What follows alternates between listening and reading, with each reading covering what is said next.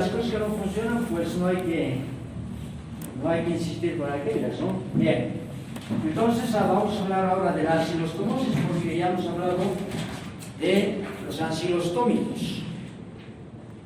¿Y qué es la ancilostomosis? ¿Sí? Es la infección y o enfermedad provocada por nematodos de la familia Ancylostomatidae. Por eso es que hablamos de la ancilostomosis. A pesar de que en algunos libros pueda decir pasa. No lo cierres, déjalo abierto. A pesar de que en algunos libros hablen de la uncinariosis, es un error, y anteriormente les decía, porque hay un género que se llama uncinaria, pero una especie que es uncinaria estenocéfala. Y esa uncinaria no parasita al hombre, entonces no tiene sentido que se llame uncinariosis, una parasitosis donde no hay ninguna uncinaria involucrada como género. Sin embargo, se llama ancilostomosis, ¿sí? Porque es de la familia Ancylostomatidae. ¿Ok? Entonces, y cuando decimos nematodos de la familia, hablamos de tres especies: de Ancylostoma duodenale y Necator americanos, que están presentes en América, y de Ancylostoma ceylanicum, que no está presente más que en Asia, y es uno de los patógenos importantes del hombre. A tal punto es importante que en algunos lugares, ¿sí?, antes había Ancylostoma duodenale y Necator americanos. Desde que Ancylostoma ceylanicum parasita al humano, inicialmente había pocos casos y después ya muchos, a tal punto que ha desplazado a Necator americanos, y en algunos lugares solamente Ancylostoma duodenale y Ancylostoma ceylanicum. Esto en Asia. No vamos a hablar más de Ancylostoma ceylanicum porque estas otras dos especies, Ancylostoma duodenale y Necator americanos, son las que tienen importancia por su presencia en nuestro medio. Algo que habíamos visto anteriormente es que, en función del parásito y de su ciclo biológico, en el hospedador, pues, dependiendo de en qué estadio está, aquí estamos hablando de la larva Filariforme L3, que es la forma infectante, por un mecanismo de penetración activa por vía transcutánea, y posteriormente, luego de ingresar al organismo, llega a los vasos venosos, ¿sí?, y por los vasos venosos llega a la circulación central, aurícula derecha, ventrículo derecho, y por la arteria pulmonar llega a los pulmones. Y en los pulmones, ¿sí?, lo que va a hacer es atravesar la membrana alveolo-capilar. Y al atravesar la membrana alveolo-capilar, entonces cambia completamente su entorno. Imagínense, de estar en la sangre con un entorno muy estable, todos más o menos tenemos las mismas características en cuanto a temperatura, pH, etcétera, ¿verdad?, a nivel de la sangre. Entonces, hay un estándar para todos los hospedadores. Y ahí está la larva L3, desde que ha ingresado hasta que llega a la membrana alveolo-capilar. Al romper la membrana alveolo-capilar, pues cambia de estar dentro de los vasos sanguíneos a estar en un ambiente aéreo. Eso hace que se transforme en larva L4. ¿Ok? Entonces, cuando ingresa la larva, ya va a provocar, dependiendo de la cantidad de parásitos que ingresen, puede provocar un proceso inflamatorio a nivel de la piel que se conoce con el nombre de dermatitis. Cuando el parásito atraviesa la membrana alveolo-capilar, dependerá también de la cantidad de parásitos de larvas L3 que atraviesen la membrana alveolo-capilar, porque mientras más parásitos, más daño. Si son muchos parásitos, entonces es posible que ahí se produzca daño tan importante que se traduzca en manifestaciones clínicas. Y entonces aquí, la larva L3 es la responsable de esto, y es responsable del daño pulmonar que puede traducirse en un cuadro clínico que se llama síndrome de Roeffler. ¿Ven? Y después el parásito por las vías respiratorias llega finalmente a la tráquea, al esófago, y del esófago desciende para llegar al intestino delgado y finalmente allí hay uno que es su hábitat. Allí el parásito ya es el estado adulto. ¿Verdad? Y el estado adulto, más o menos de 1 centímetro, machos y hembras más o menos en una equivalencia igual, el parásito, por las estructuras que tiene en su aparato bucal, morderá la mucosa con el objetivo de fijarse, pero además con el objetivo de dañar la mucosa. ¿Para qué? Para que sangre. Entonces, vean, el adulto es responsable del daño que se ha ocasionado a nivel del intestino. Entonces, hay una etapa, esta primera etapa, hasta que el parásito llega y rompe la membrana alveolo-capilar. Estamos hablando de lo que es una fase invasiva del parásito. Y la fase invasiva todavía continúa hasta que llega al intestino. Está invadiendo el organismo. Y finalmente coloniza el yeyuno. La etapa desde que el parásito ingresa hasta que atraviesa la membrana alveolo-capilar se conoce con el nombre de síndrome de Loewe. Y entonces aquí estamos hablando de dos cosas. Estamos hablando de los estadios, las formas parasitarias, los estadios biológicos. Estamos hablando de los lugares del tránsito que realizan. Estamos hablando del hábitat, donde se encuentran los adultos, en el yeyuno, ¿sí? Entonces estamos viendo las formas parasitarias, los lugares y cómo el parásito causa daño. Todo eso va a ser motivo de la presentación de ahora. Vamos a ver muchas imágenes. Entonces, en la piel, ahí está la patogenia, cómo el parásito causa daño.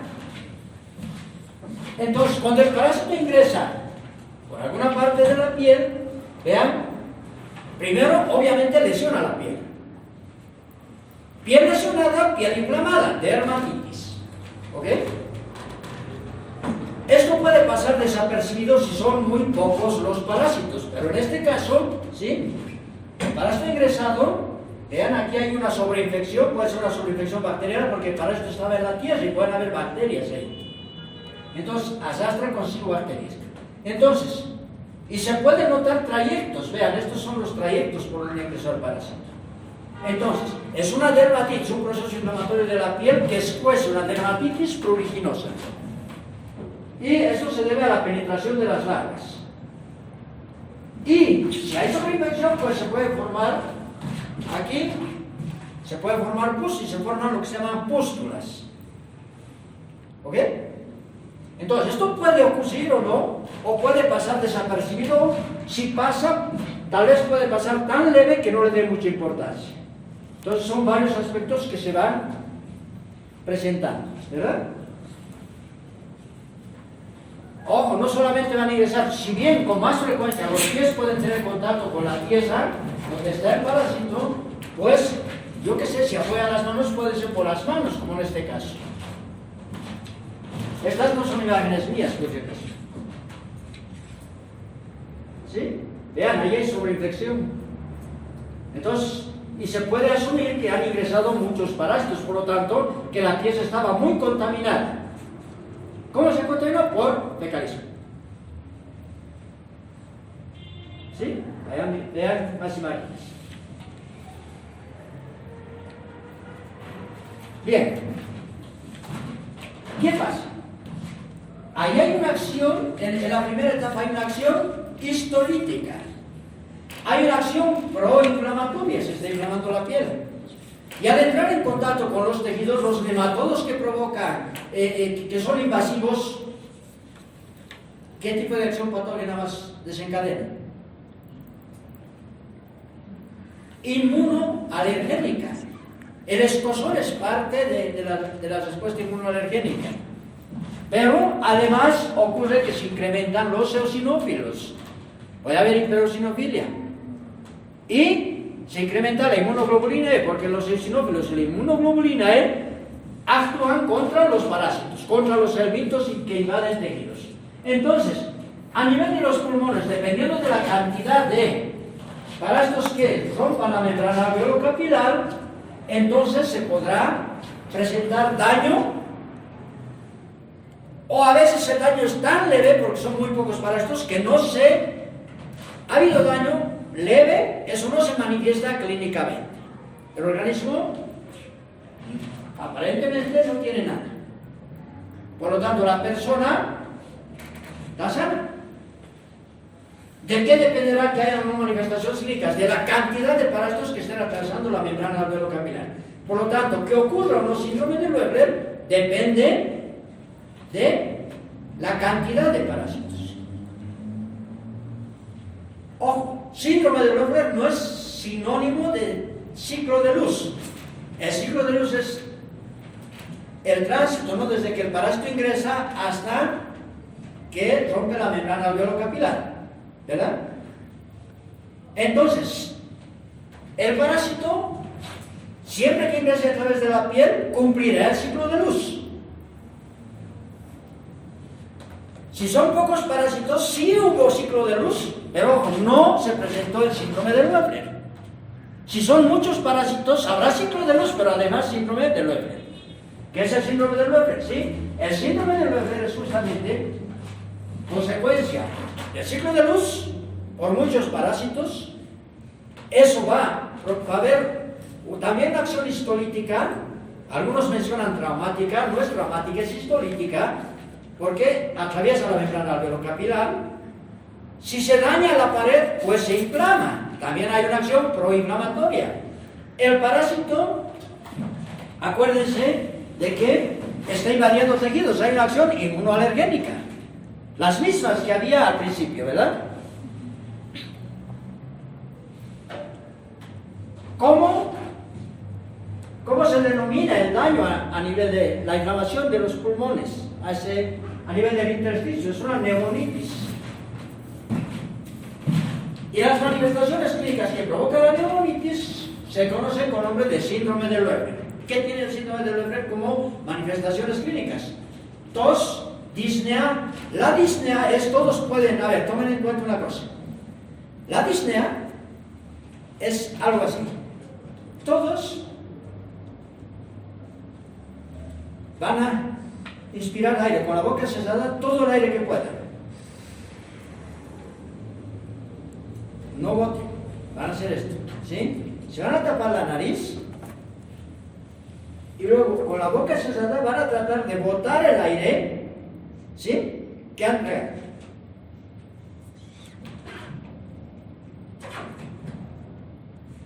Con fuerza. Está viendo que no lo están haciendo, ¿eh? ¿Sí? ¿Por qué? Porque me doy cuenta porque se ponen rojos. ¿Sí? Entonces, a ver.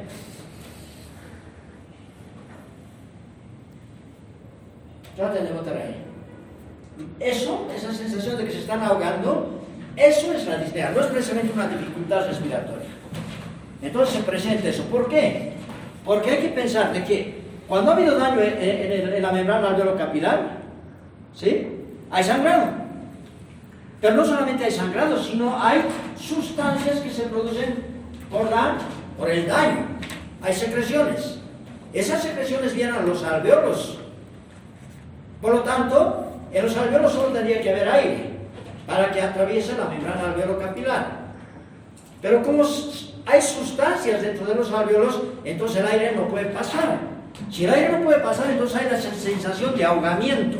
Esa sensación de ahogamiento es la disnea. ¿Ok? Entonces, obviamente, mientras más parásitos, más disnea. Hay elevación de la temperatura, leve. Esputos hemoptoicos, ¿qué es eso? O sea, son flemas con estrías de sangre. Esputos hemoptoicos. O hemoptisis. ¿Qué es hemoptisis? Es la salida de una importante cantidad de sangre. Hay tos y después, en vez de salir flemas, pues sale sangre. ¿Me entienden? Flemas con sangre, esputos hemoptoicos. Predominantemente sangre, hemoptisis. Hay dolor torácico, y se entiende por qué el dolor torácico, ¿sí? Porque está viendo importante el daño, pero además, sí, hay otros aspectos, la inflamación, todo está provocando dolor. ¿Sí? Hay signos de infiltración pulmonar en la radiografía. ¿Qué es eso? Lo normal en los pulmones es que debiera estar así. Pero cuando hay esto es anormal. Esas son las imágenes de infiltración pulmonar. ¿Qué más? ¿Sí? Estas manifestaciones pueden durar alrededor de 2 semanas. ¿Ok? Y luego pasan, inclusive sin tratamiento. Pero ¿qué ocurre? Que puede ser que haya una sobreinfección bacteriana, porque en las vías respiratorias altas hay bacterias. Y esto se puede complicar con una neumonitis bacteriana, o una neumonía, más bien, una neumonía bacteriana. ¿Ok? La neumonitis es la inflamación del intersticio pulmonar. La neumonía es, ¿sí?, la presencia de bacterias patógenas en las cavidades pulmonares. Entonces se puede complicar con o sea, la neumonía bacteriana es una complicación, es una sobreinfección. ¿Ok? Ahora, ¿qué es una cuestión importante para que sea síndrome de Loeffler? Todo esto no será síndrome de Loeffler si no hay hipereosinofilia. Por tanto, es fundamental que haya hipereosinofilia. Ahora, si este paciente muere y le hacen una histopatología, le hacen unos cortes histológicos del pulmón, ¿qué van a encontrar? Habrá una neumonitis intersticial eosinófila. ¿Qué quiere decir neumonitis? Inflamación en el intersticio pulmonar.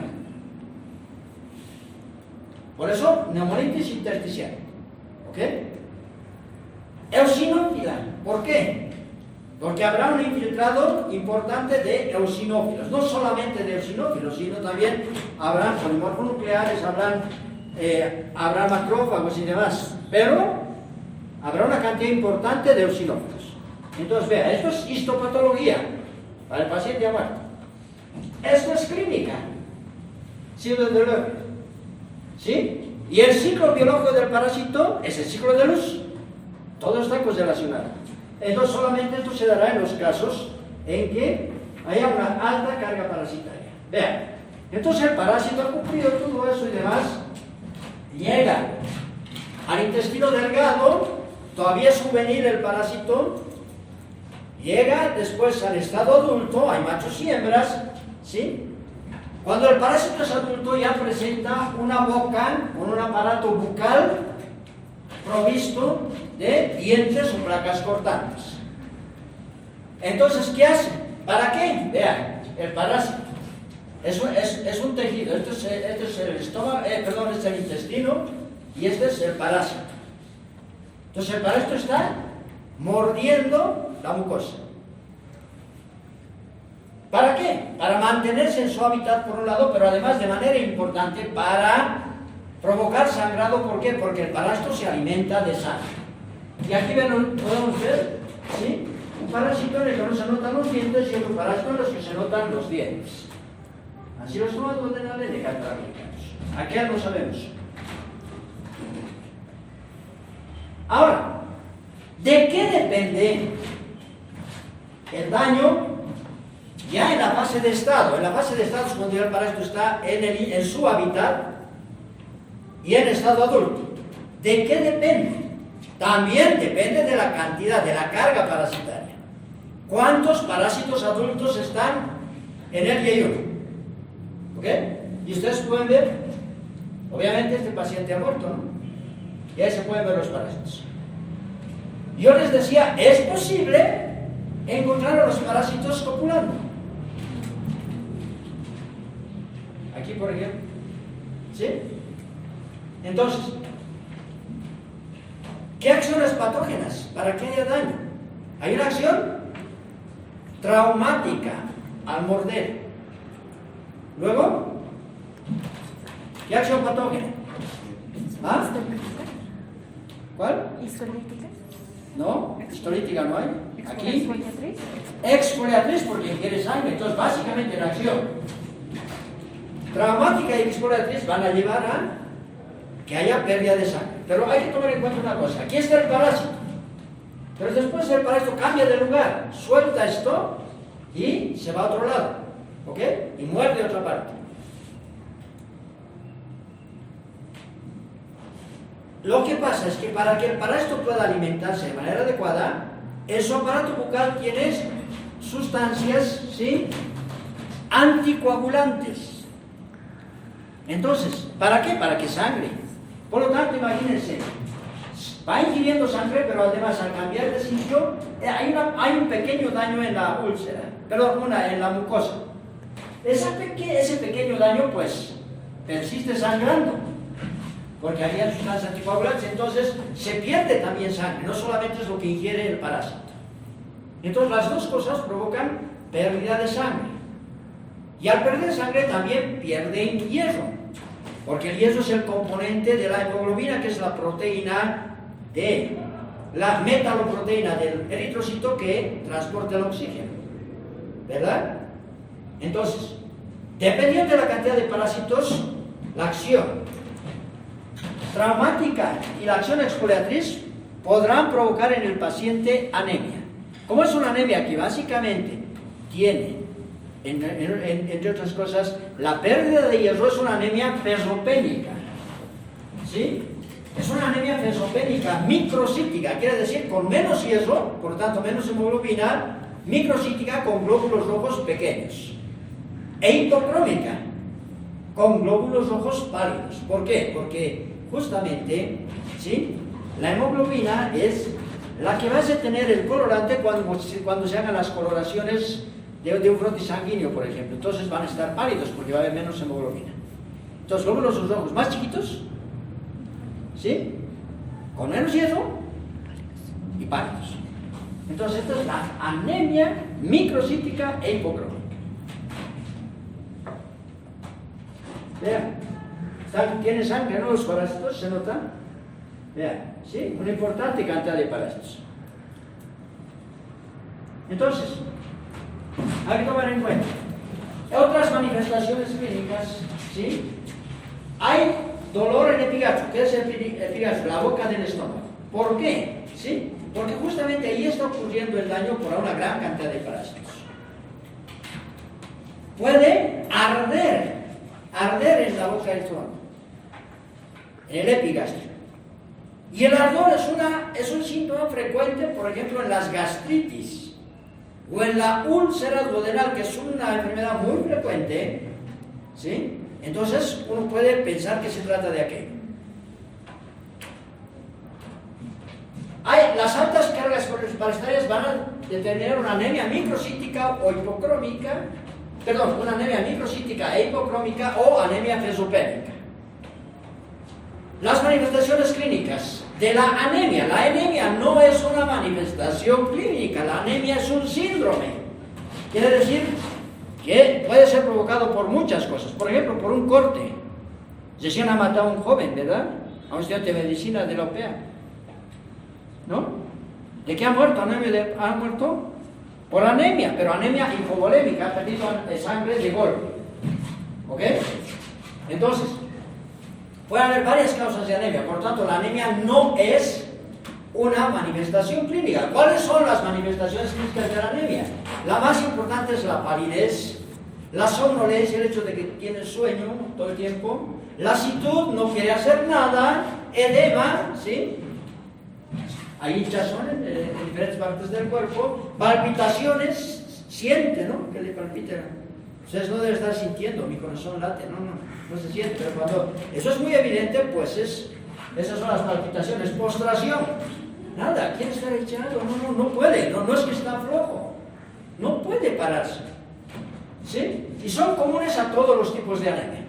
Hay la piquegeofagia. ¿Qué es la piquegeofagia? La piquegeofagia es que la persona quiere comer cosas y come que no tienen nada que ver con alimentos, no son precisamente alimentos. Por ejemplo, en la cama de una persona que tenga anemia hipocrómica, fesopénica, ¿sí?, en el cama, por ejemplo, han desportillado el estuco.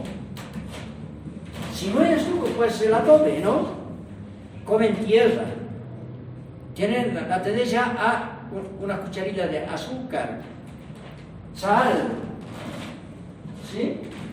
No es normal, ¿no? De que agarren un pedacito de roca y empiecen a tratar de comer. ¿Por qué?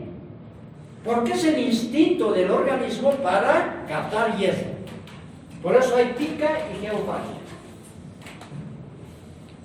En las mujeres se suspende la menstruación.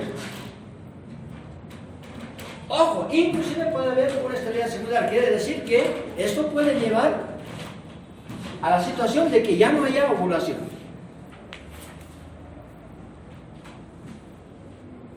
Puede haber hemorragia digestiva alta, pero cuando muchos parásitos han infectado al paciente y muchos parásitos han empezado a morder la mucosa y han provocado un sangrado importante. Ya hemos dicho, no solamente sangra para que ingiera, sino que puede haber sangrado también, que se pierde sangre por las lesiones que ha dejado los parásitos. Cuando son muchos parásitos, pues puede haber una hemorragia digestiva. Y en casos severos se puede producir la muerte por insuficiencia cardíaca. ¿Por qué? Porque la anemia grave lleva a insuficiencia cardíaca. La insuficiencia cardíaca no es una manifestación clínica, es una enfermedad que tiene diversas causas. Una de las causas puede ser la anemia grave por bacilostomos. Ahora, ¿sí? El criterio clínico: anemia microcítica hipocrónica menor a 12 gramos por decilitro en los varones y menor a 11 gramos por decilitro en las mujeres, en las zonas tropicales. Esto es válido para las zonas tropicales. Y además hay que tener en cuenta que esta es una parasitosis de las zonas tropicales, ¿verdad? Y subtropicales. Ahora, ¿cómo se hace el diagnóstico parasitológico? Hay que tomar en cuenta que cuando el parásito está en la fase invasiva, cuando hay hipereosinofilia, no hay parásitos adultos en el tubo digestivo. Por lo tanto, no vamos a hacer examen como parasitológico. Pero también un mensaje importante: si bien esto es literalmente válido, hay que tener en cuenta que las personas que viven en las zonas tropicales se han parasitado desde muy temprano en su vida y se parasitan. Algunos podrían irse parasitando todos los días, o sea, se están reinfectando constantemente. Entonces puede ser que tenga hipereosinofilia y tenga parásitos adultos en su tubo digestivo. ¿Por qué? Por las infecciones. Y esto es frecuente. ¿Ok? Entonces, obviamente, biológicamente una cosa dice, pero ¿cómo van a haber huevos si el parásito está en su etapa de L3 o L4? Claro, pero si antes ya se presentaron infecciones que de pronto no provocaron manifestaciones clínicas a nivel pulmonar, porque menos parásitos. Pero imagínense, una cantidad, es como que su dosis de parásitos con mucha frecuencia están ingresando a través de la piel. ¿Por qué? Porque de pronto vive en las orillas de un río, todos los días va a descanso ahí a bañarse. ¿Sí? Rico, ¿no? Al lado de un río, del trópico. Y además no tiene agua potable ni alcantarillado, pues defecan ahí nomás. ¿Dónde defecan? En el río. Están contaminando el medio ambiente, entonces los parásitos pues están ahí y se van reinfectando constantemente. Y está pasando con toda la familia, además. ¿Sí? Hay un documental que he visto el sábado. Era un documental sobre los chimanes. Justamente era para apoyar a los chimanes por las inundaciones. Es un documental que ellos han filmado con el apoyo de National Geographic. Era como para esta clase. Cómo se infectaban y todos. Ojo, no veíamos que el parásito está ingresando, ¿no? Pero veíamos todos los factores de riesgo. Descansos en el paso. Entonces, si pueden ir a ver, ayudan al Cine Nacional, ayudan a esas instituciones. Estaba en la Cinemateca, pero en algún momento podrán verla, ojalá. Y entonces, todo depende de la cantidad de parásitos, para que haya anemia. Miren, si hay 50 adultos, es una parasitosis leve asintomática. Si hay 100, es una moderada oligosintomática. ¿Qué quiere decir oligosintomática? Que habrán pocas manifestaciones clínicas que tal vez pasen desapercibidas. ¿Qué es eso? creo que está pálido, ¿no? Parece que está pálido, pero no hay certeza. ¿Me entienden? Una moderada, perdón, una parasitosis intensa, cuando hay 500 parásitos. Pero imagínense, la parasitosis es intensa, pero la enfermedad es leve, anemia leve. Esto ya se puede ver. Sí, pero no hay muchos signos de los que he mencionado. Pero cuando hay más, 1000 o más parásitos, la parasitosis es muy intensa y es muy sintomática. Hay signos de anemia moderada. ¿Y cuando son más de 3000 parásitos o más? Es una infección extrema, es un cuadro grave, hay una anemia severa y el cuadro puede ser mortal. ¿De qué va a morir? ¿De qué puede morir? Insuficiencia cardíaca, ¿no? Ojo, no solamente, puede morir de otras cosas. Pero se dan cuenta, todo depende. Ahora, ¿de qué depende saber cuántos parásitos hay? De la cantidad de huevos por gramo de estos. Obviamente no se preocupen, esto está en las fotocopias, pero tomen en cuenta que no les vamos a pedir. A ver, si tienen 15.000 huevos por gramo de heces, ¿cuáles son las manifestaciones clínicas? No les vamos a pedir eso. No, de ninguna manera sería una maldad. Solamente es para mencionarles lo importante que es, ya saben, hay que saber cuál es la especie y hay que saber cuántos parásitos hay para correlacionar la enfermedad, las manifestaciones clínicas con los parásitos. Y además estas personas ingieren poca cantidad de hierro para el colon. Entonces, vean, la aparición de la anemia depende del hospedador. ¿Por qué? Porque no solo depende de cuánto hierro consume. La mayoría de nuestros habitantes, incluidos ustedes, muchos de ustedes, seguro que tienen anemia, porque ingieren poco hierro. ¿Quiénes han comido hígado esta semana? Una persona, 2. Este mes, 3. Este año, 4. ¿Se dan cuenta? Es la mejor fuente de hierro animal que puede haber. ¿Sí? ¿Será que comemos suficientes cereales con alto contenido de hierro? Tal vez no. ¿Sí? Entonces, por eso es que hay un poco aporte de hierro. Y peor todavía en las zonas tropicales, donde casi ni siquiera comen carne, porque todavía en la carne hay algo de hierro. ¿Sí? Matan una gallina, pues cuando es época de fiesta. Es más hidratos de carbono, los hidratos de carbono no tienen hierro. ¿Ok? Entonces depende del aporte de hierro. Depende, si tienes una cantidad de hierro, se va almacenando en tu organismo, principalmente en el hígado. Entonces, de las reservas de hierro. ¿No? Y de las necesidades fisiológicas, hay que tener en cuenta que las mujeres pierden hierro con la menstruación. Entonces tienen más posibilidades de tener anemia. Y está el parásito. La especie de anquilostoma, ¿se acuerdan lo que les decía? La cantidad de parásitos y además, ¿qué? La duración de la infección. Hemos visto que puede durar años, ¿verdad? Una de las especies de 1 a 3 años, la otra hasta 10 años. ¿Sí? Pero ojo, aunque dure menos tiempo una, pero si te estás reinfectando todo el tiempo, pues hay gente que se parasitó un poquito después de haber nacido, porque se ve cuando ni caminaba, pero peladito ahí le ponían mientras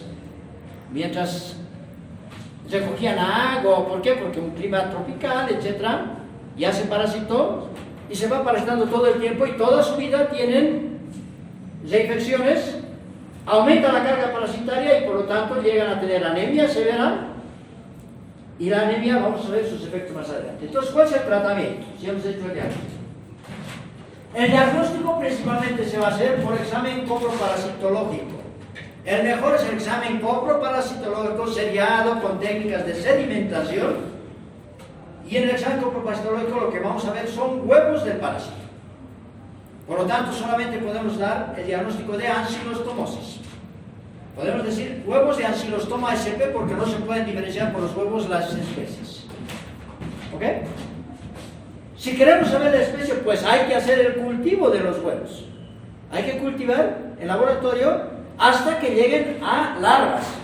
Y recién observando las larvas se puede hacer el diagnóstico de si es esta o esta otra especie.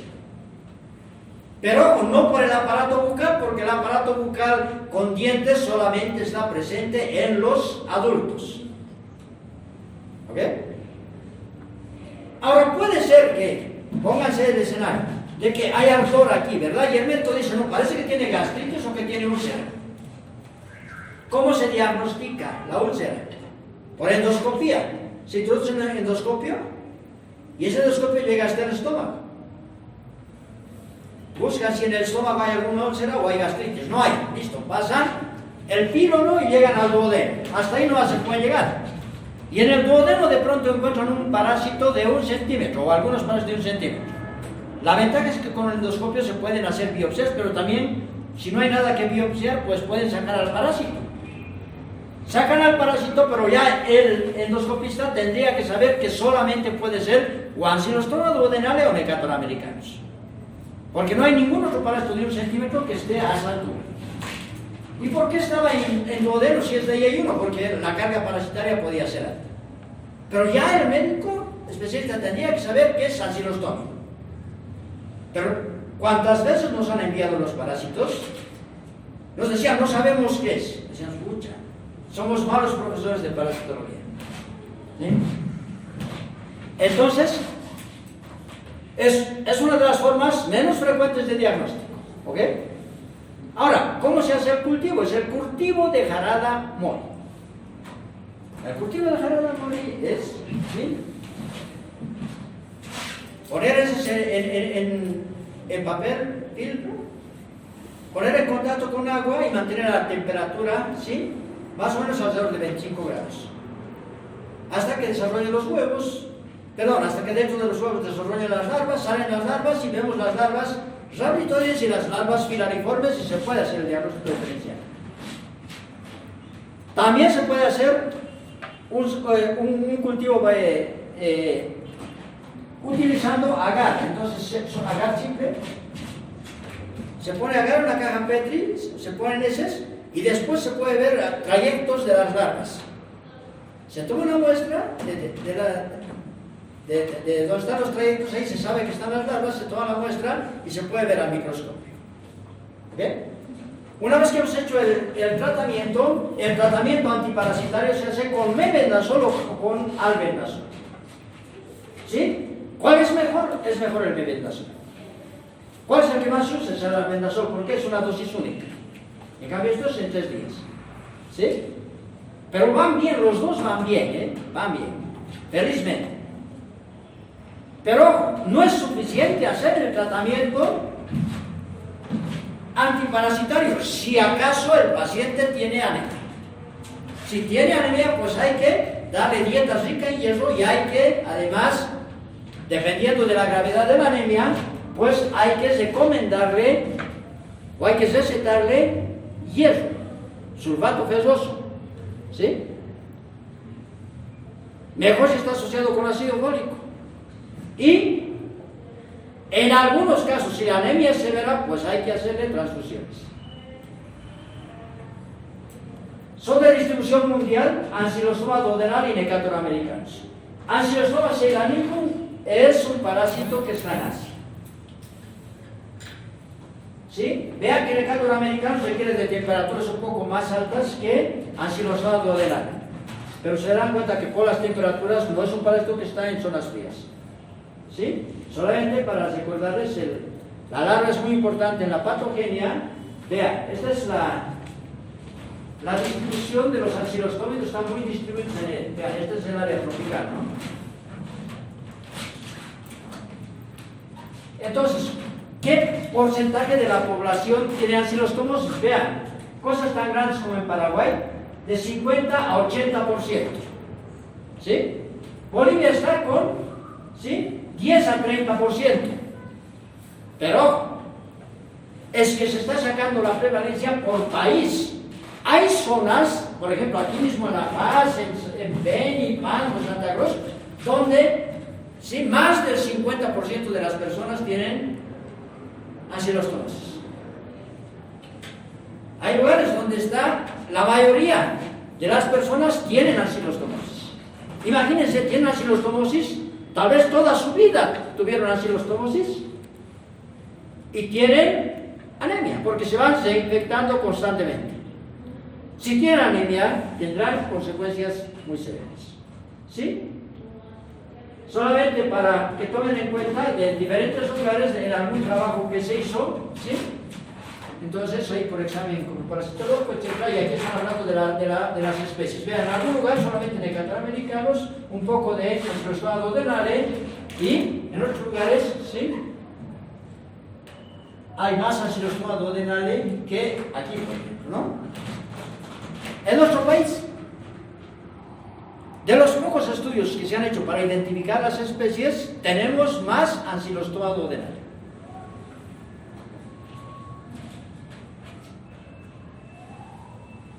¿Sí? Ese es un estudio bien interesante, vean, en Santa Cruz. Ese es el primer trabajo que se hizo. Se ha hecho Jareda Mori en 63 muestras donde había huevos de ancilostómido, 27% tenían ancilostoma duodenale, 24% necatoramericanos. Y miren, la mitad tenían los dos, necatoramericanos y ancilostoma duodenale. ¿Ok? Y en una misma persona, nosotros hemos tenido casos, en una misma persona hemos encontrado adultos, porque nos han enviado las muestras y tenían los dos. Aquí solamente para mencionarles en diferentes lugares, ¿sí? Las prevalencias y demás, entonces aquí van viendo que en la medida en que aumenta la edad, hay más población afectada, eso es lógico. Se han ido infectando pues en el transcurso de toda su vida, y mientras más viejos, más oportunidades de haberse infectado, porque están en zonas de riesgo, ¿sí? Aquí solamente para mencionar, esto es de una publicación del año 2005, imagínense, ¿sí? Vemos la infección por helmintos, y aquí está, necatoramericanos y ancylostoma duodenale, ¿sí? ¿Cuántos millones? ¿Sí? Entre 500 y 750 millones de personas infectadas en el mundo. Una buena cantidad de esas tendrá anemia. ¿Sí? Vean, algunos países, vean Bolivia. Ascaris lumbricoides les puede servir también, porque vean, hasta 30% de Ascaris lumbricoides, ¿sí? Aquí están los ancilostómidos, hasta 24%, pero ya les digo, estas son estadísticas que no nos están reflejando la realidad completa. Y vean eso, ¿sí? Esto es de una publicación, no es nuestra. Estos dos niños tienen la misma edad. ¿Sí? Y miren, o sea, no solo te provoca anemia, sino además te provoca, en las infecciones severas, te provoca lo que se llama enteropatía perdedora de proteínas. ¿Sí? Se pierden proteínas por el intestino. Entonces, si la anemia es lo más importante, también los ancilostómidos contribuyen a la desnutrición crónica principalmente. Y vean que es un niño desnutrido y pálido. ¿Sí? Entonces, vean, este niño de la misma publicación que os he mostrado antes, tiene anemia, tiene hipoalbuminemia, quiere decir menos proteínas, tiene desnutrición grado 2, tiene pérdida de pelo, adelgazamiento, abdomen prominente. El cuadro típico de una desnutrición crónica. ¿Sí? Estos son los autores. El doctor Álvarez Chacón. Lo más grave, el desarrollo cognitivo que puede ser irreversible. ¿Qué significa eso? Que si tienes anemia severa, crónica, mientras más chiquito seas, por debajo de 5 años, edad preescolar, durante la edad escolar, pues no vas a desarrollar las capacidades mentales adecuadas. No porque tu cerebro no pueda, sino porque no se está oxigenando bien. Entonces, si esto es grave, si la talla es grave, con ancilostomosis, sin ancilostomosis, ¿sí? Ojo. Lo más grave, vean, esto era de una publicación del exterior. Esto es de aquí. ¿No ven? Hemos dicho, tenía la misma edad. dos chiquitas de aquí, de La Paz, no de la ciudad. ¿Sí?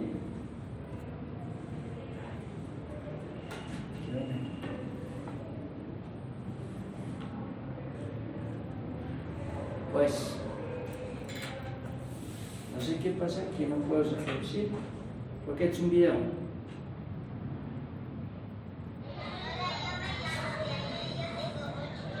¿Cuántos años tienes? Mostrame con tus manos. ¿Cuántos años tiene? Vean. Muy bien. ¿Cuántos años tienes? Con tus manos mostrame. Es la voz de la doctora Durán. Este niño es del paso. ¿Se dan cuenta? Y volvemos aquí. 8 años. 9 años. ¿Sí? Eso está pasando aquí, en nuestro país. Y mucho, muchísimo. Hay lugares donde la mayoría de los niños están en esta condición. ¿Sí? Y entonces, lo más complicado, les decía, es el daño en el desarrollo cognitivo. ¿Cuáles son las habilidades cognitivas? No sé si hay alguno de mis alumnos aquí. ¿Hay alguien? Bueno, ¿no ven que hablo de las habilidades cognitivas? Entonces les digo, ¿cuáles son las funciones cognitivas, habilidades cognitivas, etcétera? Ojo, les pregunto y me dan algunas. Sí, la memoria, la inteligencia. No, la inteligencia no es una habilidad, es toda la mezcla de todas las habilidades, ¿sí? Pero vean, ¿cuántas cosas hay? La memoria, la percepción, la anticipación, la atención, la motivación, la evaluación, la inteligencia emocional, el razonamiento, la autorregulación, la creatividad, la predicción afectiva, la capacidad de abstracción, la planificación, la organización, el pensamiento lateral, el aprendizaje, la emoción, la comprensión, la metacognición, el lenguaje. ¿Qué es la metacognición? De lo que conoces después, o sea, generar más nexos y generar más conocimiento. Esto es lo que todos ustedes tienen que hacer para salir profesionales. ¿Sí? Y eso, lo que todos los humanos tienen que hacer.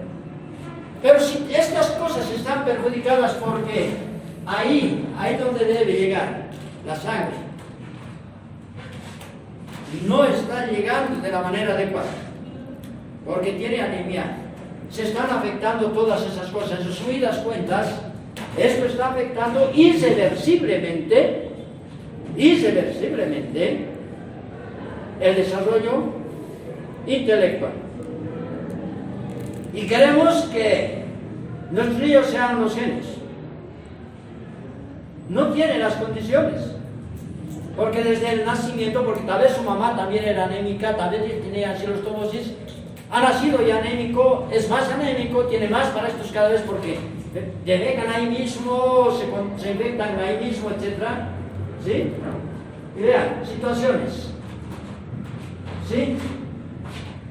Bajo peso y baja talla. En diferentes lugares. Aquí está Bolivia. ¿Sí? Bajo peso sí tenemos problemas, pero miren, en baja talla estamos, solamente nos supera en más chatos. ¿Sí? Guatemala y Perú, y nosotros estamos en casa. No está todo relacionado justamente a la cuestión del parásito, pero hay muchas cosas. Son anémicos, tienen este parásito, tienen el otro, etcétera, etcétera, etcétera. ¿Sí? Aquí, para ver la situación de prevalencia de anemia por 100.000 habitantes. Comparamos. Aquí, esto es lo más severo. Sí, pero vemos en Latinoamérica, estamos entre los más severitos, ¿no? Y por aquí, Guyana y Surinam. Nada más, los huevos que hemos visto, ¿sí? Proporción de niños que necesitan que se haga tratamiento masivo, es decir, que se les den medicamentos porque hay alta frecuencia del parásito. Vean, somos los que más necesitamos. De Latinoamérica casi, sí, hay algunos otros países más en Centroamérica, pero somos los que más necesitamos. ¿Sí? Hay que educar a la población para que no se infecte, hay que hacer la desparasitación masiva, hay que trabajar con el saneamiento ambiental, provisión de agua potable, etc. ¿Sí? Eso no puede pasar en el siglo XXI. Es increíble todo el desarrollo tecnológico que tenemos, pero al mundo no le importan ellos. Y esto está pasando en el África, en la mayoría de países de África. Y está pasando en nuestros países. Aquí se están infectando. Está descalzo y el parásito está ingresando por ahí. Por aquí de pronto ascaris lumbricoides, ¿no? Y Trichiurus trichiura y otros nematodos y bacterias, y etc. Y eso está ocurriendo en muchos lugares del mundo. Sí, por ejemplo, es la circunstancialidad de las víctimas de las guerras. Por ejemplo, niños palestinos y sirios que están en campos de refugiados. Esto no puede pasar, sin embargo está pasando. Si ya saben cómo se transmite, pero no cómo se transmite, sino cómo se infectan los humanos, obviamente ya saben cuáles son las medidas de prevención y control. No voy a enfatizar en eso, ¿verdad? Y además está escrito en el texto. Por lo tanto, vean, alimentar al niño, no a los parásitos. ¿Por qué? Está ingiriendo, le damos comida. Ahí hay proteínas, hidratos de carbono, hierro, etc. El hierro se lo están ingiriendo los asilostómicos. Las proteínas, ¿quiénes? Ascaris. Y muchos de los niños tienen ascaris, lumbricoides, tienen asilostómidos y tienen Trichiurus trichiura. Eso es muy frecuente en nuestro medio. De hecho, recién hemos tenido unos pacientes así con esto y más. ¿Sí? Entonces, a nivel mundial, vean, 575 millones de niños necesitan tratamiento.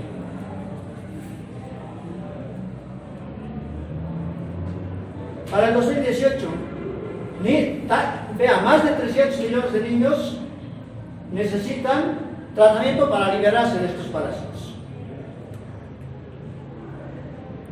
¿Y qué define la OMS como STH? Quiere decir hermitos transmitidos por el suelo. Están estos parásitos en ese grupo.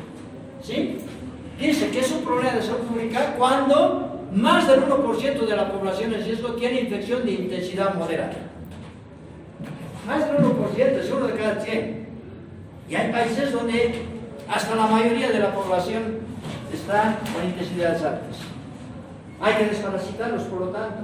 Ahí están, ¿no? Ahí están los anquilostomas. Más de 1.500.000 millones de personas, casi un cuarto de la población mundial, están infectadas con infecciones provocadas por parásitos transmitidos por el suelo. O geohelminthiasis en español. El término más adecuado es geohelminthiasis en español. Ascaris lumbricoides, asilostómidos, Trichiurus trichiura y strongyloides estercorales. Casi todos los de este capítulo. Por lo menos los de las prácticas, casi todos. Para 2019, 94 países necesitaban quimioterapia preventiva. ¿Qué es la quimioterapia preventiva? Que reciban tratamiento regularmente, 1 o 2 veces por año, por lo menos durante algunos años consecutivos. ¿Sí? Bien. Ese es el ciclo que se da. En la persona infectada, los huevos o larvas se convierten en un parásito adulto que ocasiona la enfermedad y produce más huevos. ¿Verdad? El parasitado defeca, contamina el suelo con sus heces que contienen huevos de parásitos. Los huevos desarrollan en el suelo. En el caso de asilostómidos, larvas. En el caso de ascaris lumbricoides, desarrollan las larvas dentro de los huevos. En el caso de Trichiurus trichiura, desarrollan las larvas dentro de los huevos. En el caso de Strongyloides estercoralis, desarrollan las larvas en el suelo. Entonces, de todas formas, hay contaminación fecal. Aparte de eso, otras personas se infectan al ingerir huevos con alimentos, en el caso de ascaris lumbricoides de Trichiurus trichiura, o porque el parásito ingresa a través de la piel, en el caso de asilostómidos o Strongyloides estercoralis. Por eso es que la estrategia es la misma. ¿Cómo evitamos esto? Que haya niños infectados. Pues hay que evitar esto. ¿Cómo evitamos eso? Agua potable y alcantarillado. Hay lugares donde muy poca cantidad de habitantes tienen acceso a agua potable y alcantarillado. ¿Qué hacemos con estos que ya están parasitados? Por lo menos haremos algo. Desparasitación masiva. Hay que darles tratamiento. ¿Sí? Entonces, la ventaja es que puede ser el tratamiento en un solo día, con una sola dosis, vía oral. Además es barato. ¿Sí? Casi todos los países, muchos países del mundo, incluidos países africanos, lo están haciendo. De Latinoamérica, casi todos los países. En Bolivia, una vez hecho, una vez en los últimos años. Y nosotros hemos hecho la evaluación de la desparasitación. Hemos hecho, en algunos lugares, hemos tomado muestras antes de desparasitarse los niños. Hemos visto la prevalencia de parásitos muy alta, la prevalencia por si acaso, y de acilostomidos también. Les hemos hecho el control después de la desparasitación y el medicamento ha sido efectivo para eliminar Ascaris lumbricoides, Strongyloides stercoralis, ¿sí? Acilostomidos,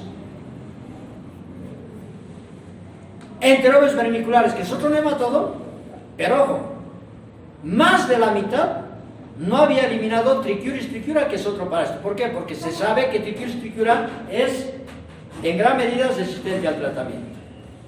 Entonces, esta medida debe acompañarse de esto. Esto es en inglés.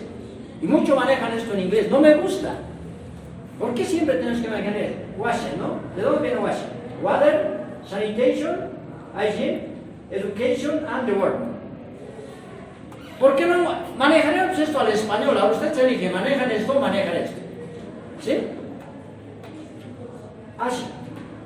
Debemos quitar solamente la B doble, para no confundir, ¿no? Agua, ahí es water, ¿no? S, saneamiento. H, higiene. E, educación, y D, desparasitación. ¿Qué quieren usar? ¿Base o hacen, eligen? Y aquí está todo lo que hay que hacer para el control de estas parásitos. Muchas dependen de el dinero, dependen de los gobiernos, dependen de los ministerios, etc. Otras dependen de la población. La mayoría depende de las decisiones políticas y del dinero que se utiliza. ¿Sí? Nosotros hemos hablado y le hemos dicho al viceministro, ¿sí? A principios de este año, le hemos dicho, ¿y por qué no se enfatiza en que debemos hacer desparasitación masiva?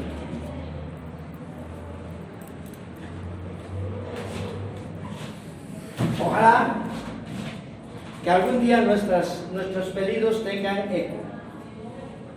¿Sí? Nada más para recordar las cosas, necesitamos la desparasitación masiva.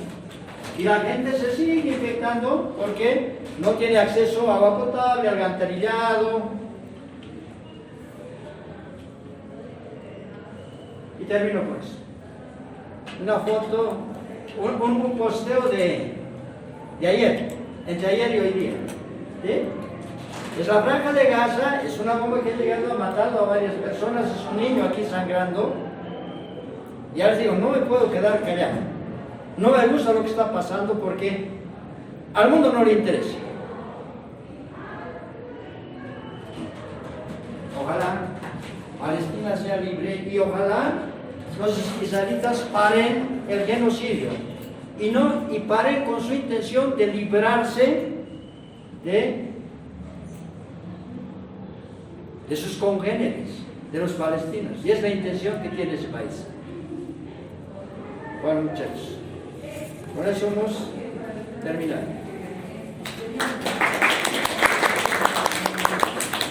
Si hay alguna pregunta, pasa. A ver, pasa nomás. Y enciende la luz, por favor. ¿Sí?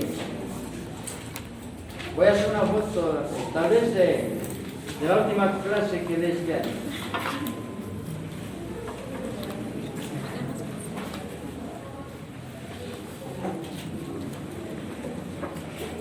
¿Alguna pregunta? Me imagino que ha quedado claro.